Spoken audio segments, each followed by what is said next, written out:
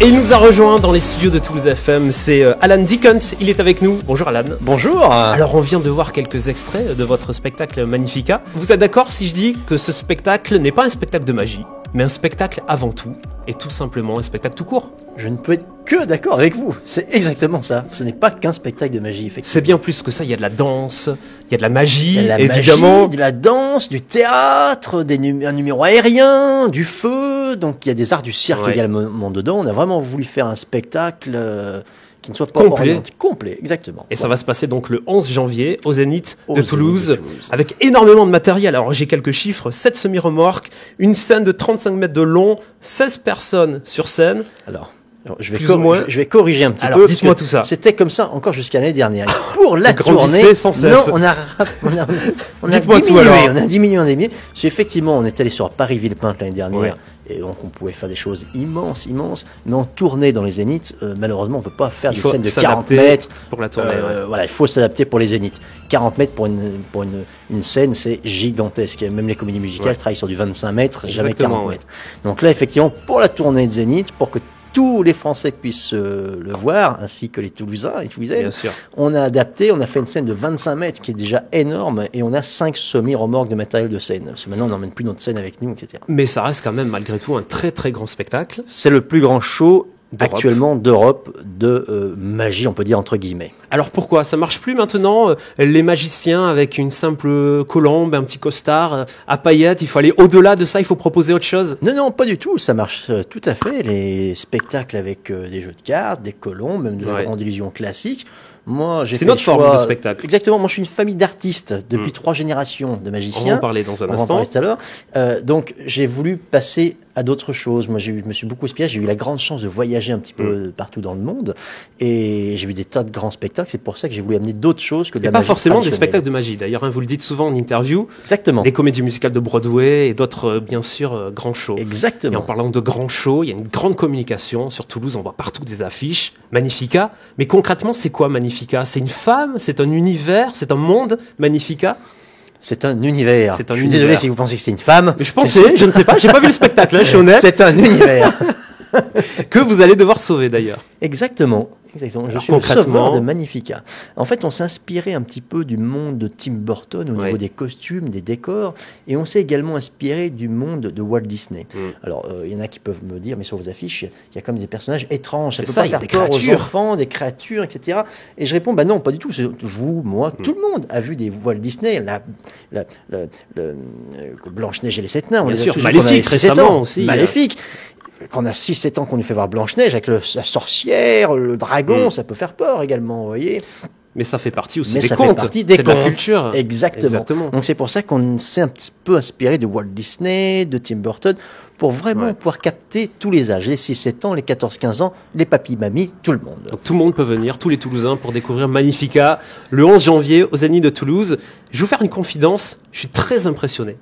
Parce que vous n'êtes pas un magicien attitré à une grande chaîne de télé. Non. Vous êtes connu, mais on va dire des magiciens du monde de la magie, et pas forcément du très très grand public. Pas encore. Pas encore, ça va arriver, je suis persuadé parce que vous avez un talent incroyable. Comment c'est possible de réaliser un tel spectacle? Ça va coûter très très cher en plus. Comment fait-on pour le créer? Alors, comment fait-on? C'est sur le nombre d'années. Je vous ai dit que j'ai commencé la magie, j'ai 43 ans aujourd'hui. J'ai fait mon premier spectacle, j'avais 6 ans, donc j'étais en CP, vous voyez, ça fait quand même quelques années. Quelques mois, on va dire, voilà. Hors taxe. Et du coup, ça fait des années que je fabrique du matériel. Avec mon frère, c'est un travail d'équipe également. Je suis pas tout seul, bien sûr. Il y a mon cousin, il y a un peu toute ma famille qui travaille un peu comme dans les cirques. Très artisanal, je crois, dans la manière de faire. On fabrique nos décors, on fabrique nos illusions, nos flycases, les costumes, les masques. Tout est fabriqué chez nous. Donc en fait, c'est sur de nombreuses années. Et Magnifica, on a commencé à faire le premier Magnifica en 2007. Vous voyez, ça fait déjà 7 ans. Il y a eu plusieurs étapes alors. Il y a eu plusieurs étapes. C'est le Magnifica 3.0 aujourd'hui, on est d'accord. Exactement. Le Magnifica que les Lyonnais ont pu voir il y a 2 ans n'a rien à voir avec le Magnifica que vous allez découvrir à Toulouse le 11 janvier. Et on l'a dit tout à l'heure, il faut, je pense, une petite dose de folie, comme tous les artistes, pour arriver à un tel show, il faut à un tel spectacle. Oui, je pense une dose de folie ou un grain, je ne sais pas, mais... Je pense que vous avez dû passer quelques nuits blanches, quand même. Et encore. On va être honnête. Et encore.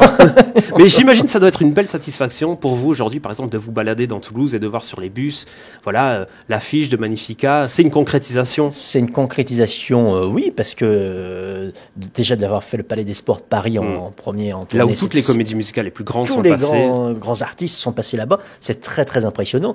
Et de faire maintenant une tournée comme le Zénith de Toulouse et tous les grands zéniths que je vais faire dans France, c'est sûr que pour moi c'est très impressionnant, parce que, comme vous dites, toutes les grandes comédies musicales sont passées au Zénith de Toulouse. C'est quand même un aboutissement, bien sûr. Alors, on va faire une petite interview, vrai ou faux. Ouais. On va apprendre à vous connaître. Alors, j'ai trouvé quelques renseignements sur Internet. Et vous allez me dire si c'est vrai ou si c'est faux. Allez. Vous êtes de la famille de Charles Dickens. Est-ce que c'est vrai ou est-ce que c'est faux? Complètement faux. Bon, je voulais vous emmener sur ça pour parler de votre nom, bien sûr, parce qu'on a en tête David Copperfield, Charles Dickens. On se dit, tiens, il y a une petite filiation peut-être quelque part. C'est ça. C'est qu'il y a un grand magicien français qui s'appelle Jean Agile. C'est lui qui m'a trouvé ce nom, en fait. Qui est votre parrain, je crois, de la magie. Un parrain de la magie, exactement.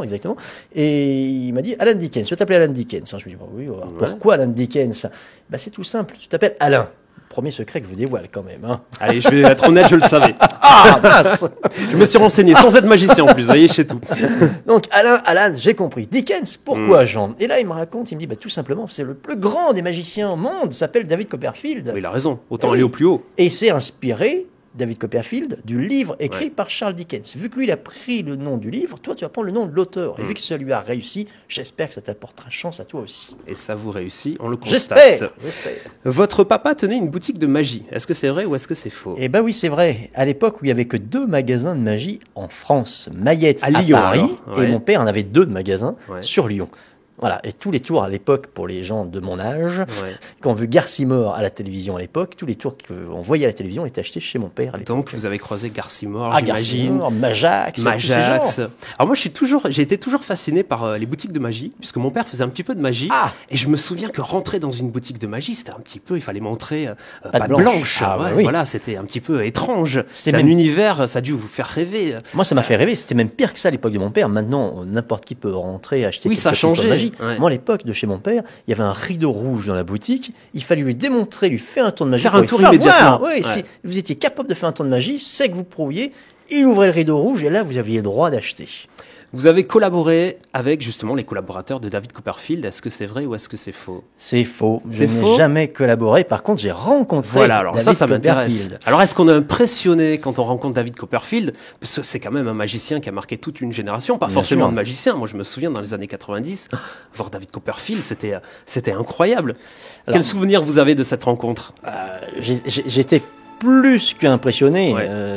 C'est quand même un monsieur extraordinaire, un grand génie de la magie. Et c'est vrai que je suis allé le voir en spectacle à Las Vegas plusieurs fois. Et la dernière fois, c'était en juin l'année dernière.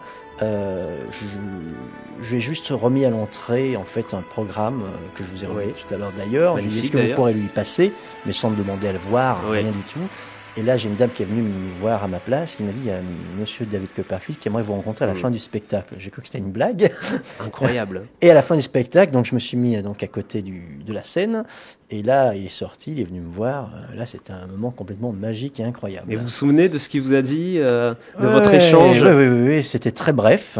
Je lui ai dit, pour moi, vous êtes quelqu'un d'incroyable. Vous êtes un peu un extraterrestre pour moi. C'est la façon de bouger sur scène, tout ça. C'est quand même un très très grand artiste. Alors, on se rend pas bien compte, mais est-ce que encore David Copperfield représente quelque chose pour les magiciens? J'espère bien, parce que si les magiciens vous disent qu'il est-ce qu'il innove encore? Est-ce qu'il présente des choses incroyables?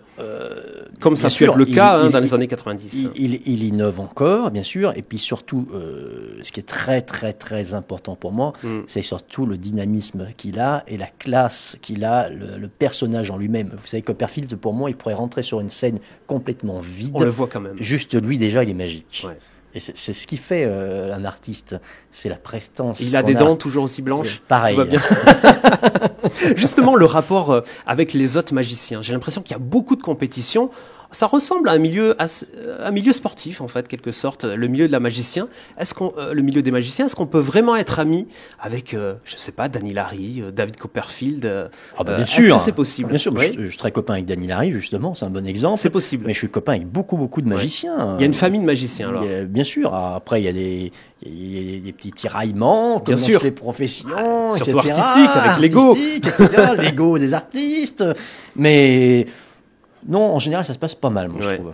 Et donc, on a vraiment hâte de découvrir votre spectacle. Ça s'appelle Magnifica. Magnifique. Et ça va se passer donc le 11 janvier au Zénith de Toulouse, le plus grand spectacle donc d'illusion en Europe. Allez, juste pour nous faire rêver, le tour dont vous êtes le plus fier dans ce spectacle. Le tour où je suis le plus fier, alors c'est peut-être le plus petit, c'est une boule qui vole sur l'ensemble de la scène qui s'appelle la boule Okito. Oui. Et je trouve très romantique, très douce. Et puis surtout, c'est celle qui tient moins de place. Oui, ça tient juste dans une petite valise et c'est très pratique. Donc ça ne demande pas un semi-remorque Rien pour du tout. la transporter. Et c'est fabuleux. Alors là, vous avez réalisé quelque part votre rêve avec ce spectacle, Magnifica. Pas tout à fait. Le prochain rêve, alors justement, d'Ala Dickens, c'est quoi? On a créé ce spectacle avec une voix off, un peu comme dans le Cirque du Soleil, justement, pour rentrer dans cet univers. Oui. Et on a fait un peu exprès parce qu'on aimerait un petit peu que ce spectacle, alors c'est peut-être un peu chauvin ce que je vais dire, mais j'aimerais qu'on fasse voir un petit peu, nous Français, ce qu'on est capable de faire. À l'étranger. À l'étranger. Ah. Et Magnifica a été créé pour ça, justement, pour qu'il puisse partir à l'étranger. Donc là, on va tourner le spectacle 1 an ou 2 en France, mais ensuite, derrière, on va le faire partir à l'étranger, justement, pour voir un petit peu. Alors, avant de le découvrir aux États-Unis, à New York ou ailleurs, découvrez-le à Toulouse. Voilà. Ça va se passer le 11 janvier au Zénith, 15h30 l'après-midi. Merci beaucoup, Alan, pour cette interview. C'est moi. Merci. À bientôt. Bien. Merci. À bientôt.